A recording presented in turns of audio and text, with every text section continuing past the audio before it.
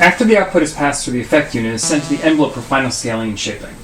I'm going to demonstrate how the envelope works through the BAM0 track. I have 2 steps that are triggered right now, and now what I'm going to do is I'm going to go into the menu system so we can see the envelope parameters. So the quickest way to do this is press triangle, press left trigger and right trigger, and then select env.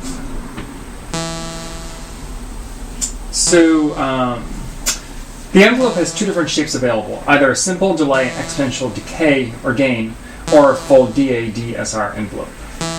The envelope parameters for the 2 options are split onto different screens based on which one is active.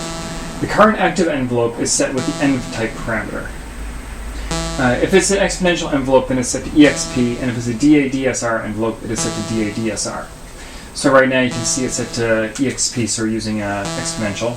And then if you hold triangle and push the up trigger down, now you can see we switch to DA/DSR. I'm going to switch back to the exponential envelope. Now, one important thing to keep in mind is that, like any of the other synthesizer parameters, the envelope type can be set on any step in a loop.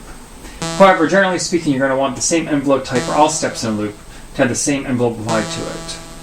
So, and because of that, you're probably going to want to use triangle whenever you're changing the env type parameter. So after the env type parameter, there are 4 parameters that control the operation of the exponential decaying or increasing envelope. So the first one is delay. And what this does is sets a delay from the time that the note is triggered to when the output begins. And delay is measured in seconds. So I'm going to change the delay parameter. And so now you can see that we're triggering the note at step 0 and step 32. But you can see that the note doesn't actually start playing until about 12 or 13 steps after the note is actually triggered. And this is because delay is set to about 7/10 of a second.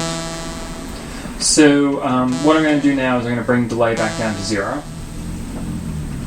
So now both steps trigger immediately as soon as the blue dot at the top of the screen reaches step 0 and step 32. So the next parameter is xmult, and what this parameter does is it controls the rate that the exponential curve. So first of all, if this is less than 1, then the envelope is in exponential decay starting from full scale and going down to 0. And if it's greater than 1, then it's an exponential increase starting from 0 and going all the way up to full scale. So, when you're dealing with values that are less than 1, the smaller the number is, the faster the decay is. And when you're dealing with values greater than 1, the greater the value, the faster the exponential increase is. So if I take this value and say increase it a little bit,